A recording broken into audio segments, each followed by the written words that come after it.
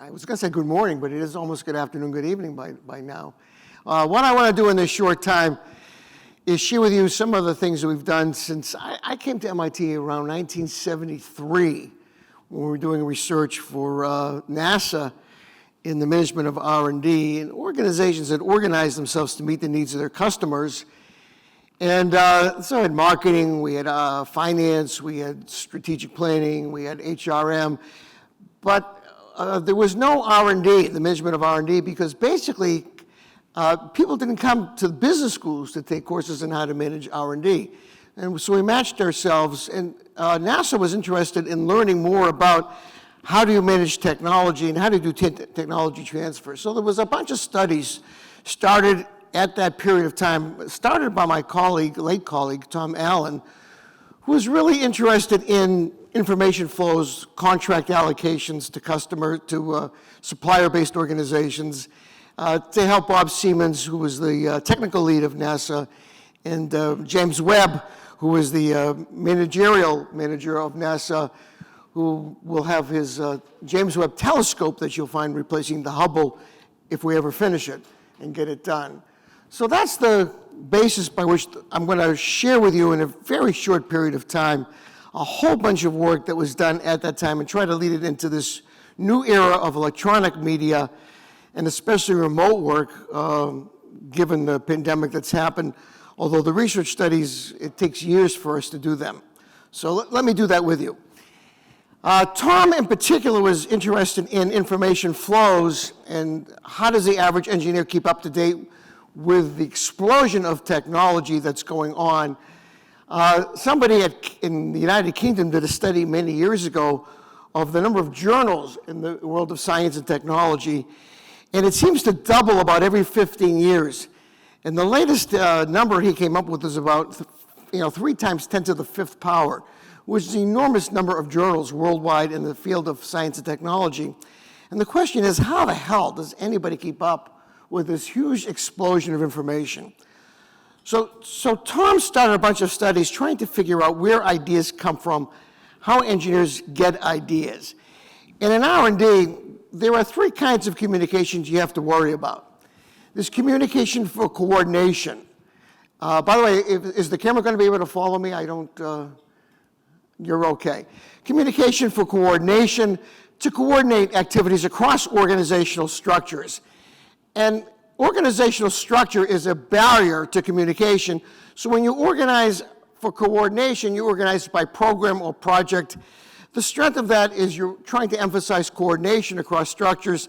The weakness is you can't keep up to date with your discipline as easily because you're removed from your functional colleagues in many cases worldwide. But then you have communication to keep current with technological knowledge, the way universities are organized. By department, by discipline. The goal basically is that you're organized by your functional colleagues, your discipline colleagues, so that there's collegiality in which you're allowed to keep up with what's going on in your discipline. Then, of course, the weakness is the collaboration across disciplines because the structure, again, impedes that ability to connect across disciplines. Centers were established at MIT and other schools in order to try to overcome that. And the matrix organization, in which you have basically 2 kinds of people in charge of your activities, one from the functional side to emphasize the coordination of technical disciplines, and one from the program side to help with coordination.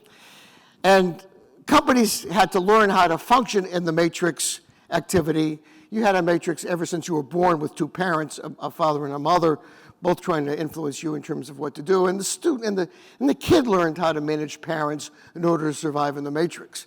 The same thing is true in organizational matrices between the functional and the program side in a simplistic sense.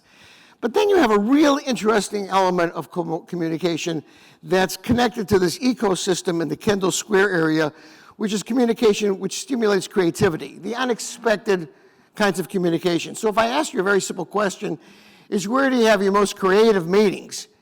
Where do you have your most creative conversations? In planned meetings or in unplanned meetings? And if we had a lot more time to do a lot more interaction, pretty much we agree an awful lot of creative conversations come from unplanned events. you run into somebody takes a trip over from England, spills something on their shoe, and runs into somebody who has equipment in Germany that is cleaning cotton, and bingo, out comes a Scotch card eventually. You have all these sort of random events that come about, but a lot of it is unplanned communication, because if it was planned, by definition, it wouldn't be creative. So something happens to simulate that creative context. So Tom wanted to do a study of where ideas come from. Where do people get ideas? And in most cases, when you look at all of this research, it's very rare that people have this eureka activity or this lightning bolt strike. Almost everything comes that focuses somebody from their experience base. We're all great pattern recognizers. We're comfortable recognizing patterns that we're familiar with, and we extrapolate from our experience base. And so the more experiences you have, the more potential you have for creativity, because we're sharing different points of view, and the creative process is putting things together in an unexpected way. And so that's what you really want to emphasize when you start talking about where creative ideas come from. So Tom wanted to do a study of where people got ideas come from. If you ask somebody where they got their ideas from, it's very hard for them to know where their ideas come from. So you take something like, let's take Amazon, for example, which has pretty much changed the world that we're all experiencing today since 1994. Where the hell does this thing come from? Did Jeff Bezos just sit at a table one day and say, books and the internet, let's build a business, I'll be entrepreneurial, I will change the world? Does anybody have any clue as to how Jeff Bezos started this whole thing? Where he got his ideas come from? Anybody have any clue? Can you say something about where do you think it came from, or what you know a little bit so I can build? But what I heard was he was in the financial industry and saw the rapid growth rate of the internet. Exactly right. Exactly right. So Jeff Bezos graduates from Princeton University. I had his roommate in one of my classes that remembers him as a freshman roommate. Nothing particularly unusual. He was rather bright. Graduates from Princeton in computer science. Doesn't really want to work in computer science. Wants to work on Wall Street in the financial community. Takes a couple of jobs. It's not just one, but with some financial customers, some financial companies, and trying to make better use of the websites and activity. And in the course of that, he eventually comes to a company called D.E. Shaw, and his boss says to him something like, Jeff, why don't you look at if the internet is growing, how will this affect our industry? How will this affect our company? And Jeff starts a study for himself on the growth of the internet, just as you speculated. And he discovers that the internet is being used by academics, it's being used by government agencies, but the real growth is starting to come from industry. And he discovers it's growing at about, anybody want to guess how fast the growth is in the industry? You might know from your prior activity. 100%. 100% a year. Is anybody in this room coming from a company that's growing at 100% a year? Would you like to work at a company that's growing at 100% a year? Tell me what it's like when you work in a company that's growing at 100% a year. Is that boring or fun? It's stressful, it's chaotic, and it's also fun. If you choose to work in that company, if it's some kind of self-selection process. But 100%, is he high or low? Is that number high or low? Any idea? 100%? Is he high or low in his speculation of growth? He's low. So give me another number. Just pick one out. 250%. Keep going.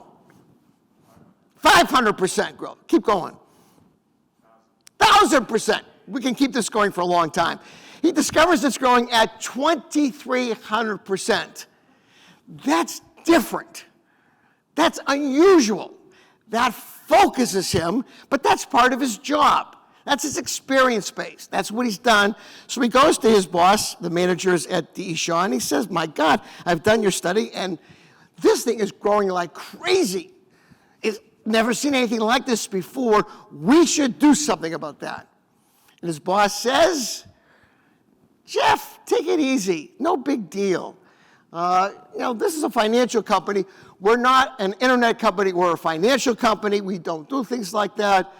It's 2,300% of a small number relative to financial. Why bother with it? Jeff doesn't want to get away from that, so he basically decides to go on his own, and he decides on books for a whole bunch of reasons. Only has to deal with a couple of suppliers, and books give him an advantage because he looks at the 20 things that are being sold through the mail and discovers that books don't really suit well with the mail. It'll be easier to do it through the internet. He picks books, goes to a book conference, discovers what book publishers are doing, learns a lot about the industry, and eventually starts Amazon and changes the world. But it comes from his experience base, and a whole bunch of conversations lead to that. So where do idea generating message come from? Tom did a study in projects for NASA, because we were funded by NASA, what he called the twin studies. And at a particular point in time, two companies would win contracts to build prototypes for NASA, and he could compare those prototypes.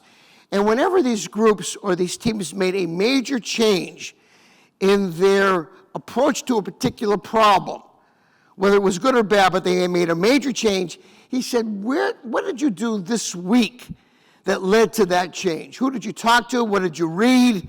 And he did this on a week-by-week basis. And he gathered a whole bunch of real-time information, so he didn't have to go back in time where people smooth history and forget who they talked to, but this was in real time. And the basic conclusion from his study was basically engineers don't read a lot, and they particularly don't read from their technical discipline. But most ideas were coming from outside the organization. About twice as many times for this, what he called not just information flow, but idea-generating messages. Messages that led to significant changes in a particular approach to solving a problem. Twice as many times people were talking to people outside the organization than inside the organization. But very little was coming from written material, from things that were written. And when he thought about this, it seemed to make a lot of sense to him because the technical disciplines weren't really made to convey information. They were really done to impress their colleagues.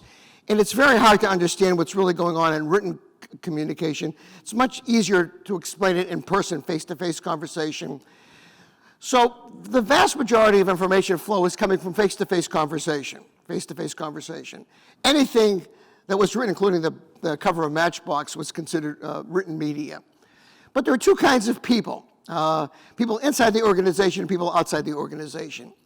But when Tom looked at where the better ideas came from, because when he had these twin studies, he could get the results from the testing of the government, and he could say, boy, these two things started at the same point in time, to the same specifications. Some were equal, but in some cases, one outperformed their competitive counterpart in a different company. And he had these peer comparisons, about 250 of them. A lot of times there were ties, you throw those away. You just look at where the differences are. And what he discovered was that the better ideas were coming from outside sources. That the higher performing project teams were relying more on external information sources rather than internal information sources. And in fact, when people went outside the organization, I'm sorry, I'm saying it wrong, I'm confusing it. The better project teams were using inside information sources rather than outside. And in fact, when people were talking to people outside the organization, they performed worse. They performed worse. There have been multiple studies that basically converged on the same finding, that external expertise has a hard time moving its external expertise inside the organization. And sometimes you do studies not to get the answers, but to ask questions. And this was a mismatch because external information sources were used more, but their relative performance was lower. On the other hand, the internal information sources of colleagues inside the company was used relatively less for idea-generating messages, but its performance was relatively higher. And there was a mismatch between use and usefulness. And this challenges learning theory, because over time people should learn where their better sources of ideas should come from. And in fact, there should be some compatibility there. So this set of studies led to 3 questions that I want to answer with you. The first is, if internal expertise is so good, why isn't it used more often? And the second question is, if external expertise performs relatively poorly, why? Why is it we try to turn the outside world? Because what it's basically saying is, the less you pay attention to what's going on in the outside world of technology, the better you do. The better you do. And that just defies learning theory. And the third is, how the heck do we transfer information effectively across organizational boundaries? And I'm going to answer all 3 of these questions. I'm going to basically collapse 40 years of research into 5 minutes for you. So I'm going to save you 40 years of reading, if nothing else. The first question is, why don't we use internal sources more often? And there's a whole bunch of reasons for that organizations can do something about. You don't have to learn to live with these problems. The trick is to overcome the natural tendencies. The first is, external expertise often viewed more credible. That outside, what is an expert often? Somebody has good slides and looks well or something, but it's hard to be a prophet in your own house, to say it another way. Expert expertise often appears more credible. They have you don't know them as much. If you know somebody inside the organization, that's just Ralph. What does Ralph know? He's like everybody else. But that big muck out there, they must really know what they're talking about. The second thing, it's easier for people to get budget money for hiring external consultants, and they can be rewarded for using external expertise. You can't give credit to internal consultants for helping you. We're not like a hockey team. We don't often give credit to people who assist us, but we can get rewards, honorariums for people outside the organization. The third is that often we punish people for helping other people rather than for getting their work done. So people learn to close their doors, because it's not part of the reward system for getting other people to perform well rather than themselves. Another one is, external expertise is more visible. You know where they were. In a lot of these large organizations, people didn't even know where they had internal expertise. Rivalries precluded often. Sometimes it's easier to admit your ignorance outside the organization than inside your organization. It's psychologically safer. There's a whole bunch of reasons why people go outside the organization. The second problem is, when you go outside the organization, why do they perform relatively worse? And that really was a problem for Tom. And one of the reasons he came to that is because when you transfer technology, it's not transferring science. Science is universal.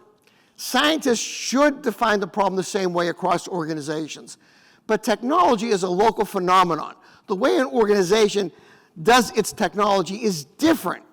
It's embedded in its own local culture than another company. The way they do their testing, what they value, how they go about their analysis, the expertise that they build up, the way they confront problems, that's a very local phenomenon.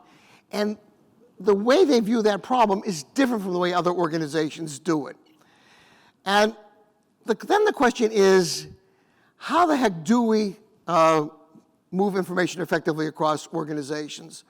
So Tom did another study that tend to look at who these external high performers are, and he basically created a communication network. This is a typical communication network of a relatively small R&D laboratory, where everybody who's communicating at least once a week, and that was chosen arbitrarily, has a line drawn between them. And this allows you to ask a couple of questions, like, if you look at some of these people here, I don't have my glasses on easily, but there are some isolates. Who are they like?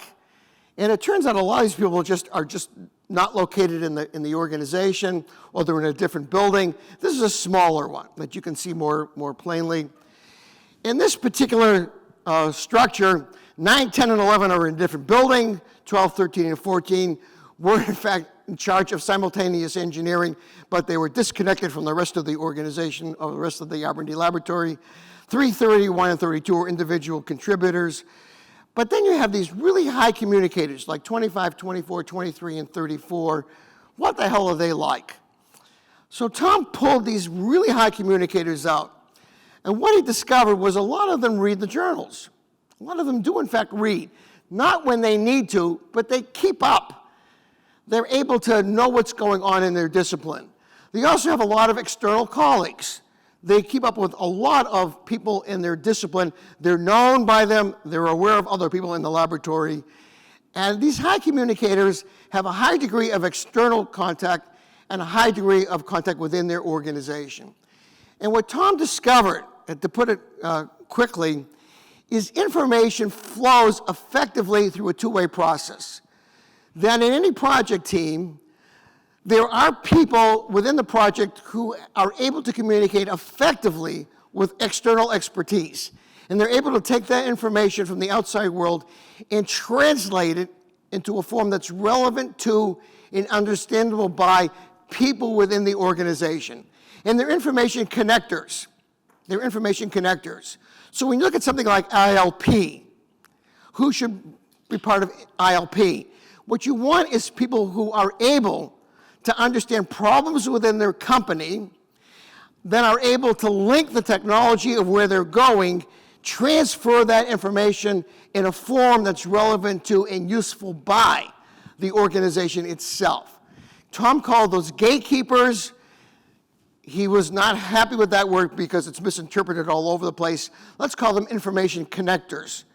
And they're able to make that technology transfer very effectively between the two worlds. That there's in the world of internal expertise and then the world of external contacts. To effectively make use of that in the world of technology, not science, but in the world of technology, you need people who live in both worlds who can make that connection. And just to illustrate this a little bit for me, just before I came here, I decided to take a look at something about that I thought was curious. And does anybody know who these three people are? These the names familiar to anybody in the room? You don't have a copy of these in your slides, but I just did this the other day. Who said that? Did you know Martin? I couldn't hear you. It's a mutual friend. Could you explain to the group who Martin ever heard as?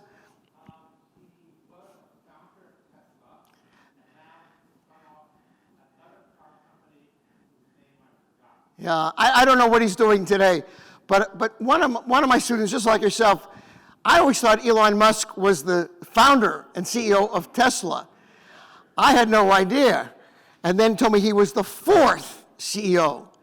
So all these people are the four CEOs that Tesla has had. Martin was the founder from 2003 to 2007. Elon, I think, had involved in the decision to remove him from being a CEO. He was followed by Michael Marks and Zev Drori, who I don't know much about. But Elon Musk has been there since 2009, making all this stuff work from a strategy point of view. But I found it fascinating as to how this all happened. Do you know anything about how Martin did this thing? It's very quickly. The way it happened, for the very short information I could gather, around 1996, Martin co-founded a company called Nouveau Media and developed the very first e-reader called the Rocketbook, which was eventually acquired by Gemstar, for which he got a lot of money. He's a sports car buff. The sports cars in California were disappearing, and he was interested in an electronic EV sports car because he was really concerned about the environment and wanted to do something about replacing the internal combustion engine with electronic sports cars. So we go back to the turn of the century when battery cars were dominant and effective, since they're replaced by the gasoline cars. And he discovers a company called AC Propulsion that has built 3 prototypes of something called the Model T Zero. And he gets to know these people. They're about to go bankrupt. And Martin basically puts an infusion of finance into that company. And because of his experience base in his e-reader company called Nouveau Media, he is aware of lithium-ion batteries. And he's able to get AC Propulsion to agree to change their lead-acid batteries into lithium-ion batteries. They spun Tesla off to get this thing going. And then he and his co-founder, which is probably not on my list here, but I should give him a due process mark tampering, they go to an LA show.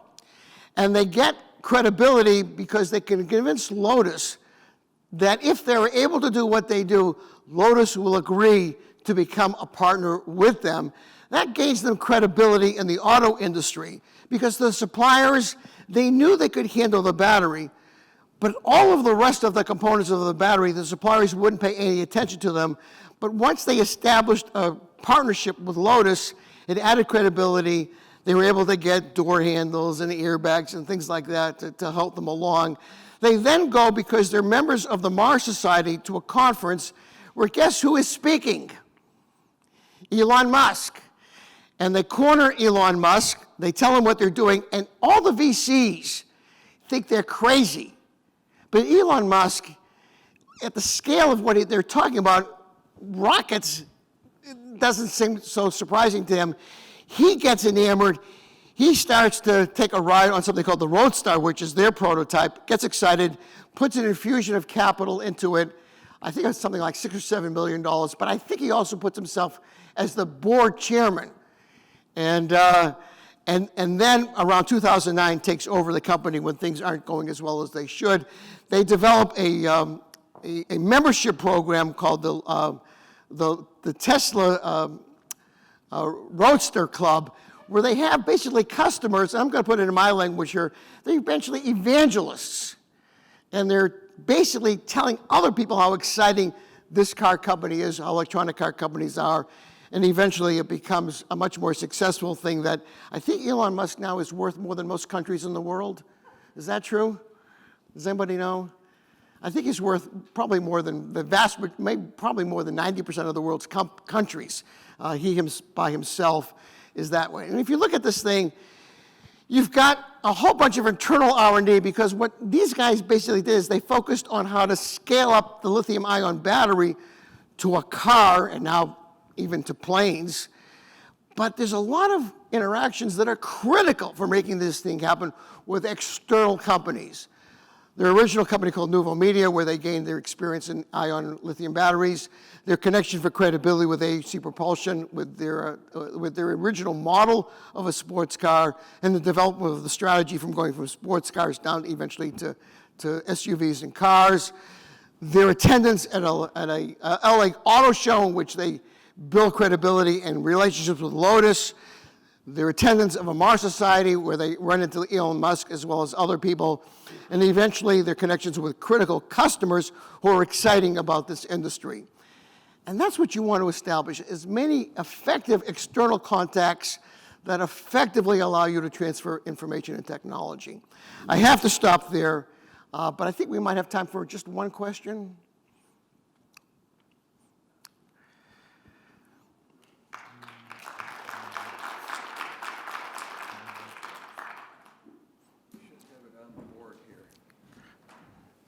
Okay. What can an organization do to help promote communications for more creative performance? Yeah, that could be one of the really critical aspects of this, because the problem of communication is not deterministic. It's stochastic. I'll use a term that most of you understand better than I. You can affect people's ability to interact, to have external communication, to internal communication, to foster that activity. And the real question is, how do you build in enough slack? I'll give you a very simple example.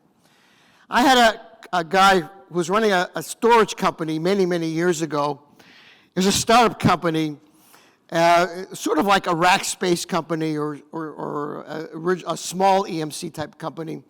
They were doing well, but something was wrong. Something was not working well, and we couldn't pin it down. And I was consulting with him, working with him, and I don't know why, but finally I asked a question, and sometimes that gives you the best insight. And I looked about his behaviors as the CEO, and he would have these all-hand meetings, and I attended one of them, and what I noticed, and asked him later, I said, you have all these all-hand meetings to get people to collaborate, to share information, to get a common strategy. Who's the last one in the meeting? He said, well, I am. Actually, everybody's there, and I kind of run in to get this thing started. And I said, well, who's the first one out? He said, well, when I'm done, I kind of get other meetings to go to, so I'm right out of there. I said, let's change this. Why don't you get to the room before anybody else, so you're the first one there? And why don't you not leave the room till everybody's gone? And that changed everything in this company. That just changed the whole culture. Because what happened is people would come to engage because they knew he was here, the critical person. He could help sponsor new ideas. He could help connect people together. And he didn't leave till the last person was gone. It just changed everything because what he fostered was the ability to interconnect, to let things go. I worked with the largest R&D organization in Canada many years ago. I gave their very first talk in Montreal, where the top 150 technical people came to have an offsite. It was exciting because it was the very first time all 150 people from all over Canada finally got together to have a conference. I got there to give the lunch talk. The CEO came up to me and introduced himself, and I introduced myself. I'm giving the lunch talk. He said, that would be terrific. I said, why are you doing this? He said to me, well, what I really have in mind is to shift our organizational culture from a strong command and control to a much more participative, lateral, encouraging, innovative culture. I said, I had no idea that's why you were here. All I was asked to do was to give a talk on technology transfer. But now that I know that, I can share my comments and change them to promote what you're trying to accomplish. He said, that would be terrific. And he said, let's see, you're going to be having lunch with us. We have everybody at tables. We had 150 people at assigned tables. He said, you're going to be at table number 1 with all the senior managers. I said, let me understand this. You want to change the culture from a strong command and control organization to a much more participative, and you're all going to sit together on table number 1? He said, not anymore. Do you have any ideas? I said, yeah, get that table out of here. Get rid of it. And don't share and sit together at the table. Roam around, engage yourself, because what's exciting to these people is not hearing you speak, but getting a chance to talk to you, getting a chance to have conversation after the speech. That's really, really critical. Anything you can do to share that spontaneous kind of communication around people who have a common problem. And that's the key. It's just not random conversations. The random conversations have to be confined and limited and bounded by some problem context. That's the critical part. And it's easier for me to tell you what I know, my external expertise, than for you to share the full nature of your organizational problem to me. Always assume it's harder for you to share and explain the full nature of your problem that's embedded in a local context of history, biases, preconceived activities, histories of what worked and what didn't work, rather than for an external person to communicate what they know to you. Take the time to describe your problem iteratively, ongoing. Don't try to do it quickly, and that'll help you do technology transfer much more effectively than just hearing the external expertise, because you want to get that collaboration involved. That's kind of a long answer to your very important question, but there's so many things you can do to help foster that kind of contact. I got to stop now, guys, but I hope this was interesting to you. If you want more information, my email is there. You can contact me. The way I learn is by listening to you, so feel free to make use of that as much as possible. But thank you for listening, and I wish you all good luck, and you're all spread out like crazy.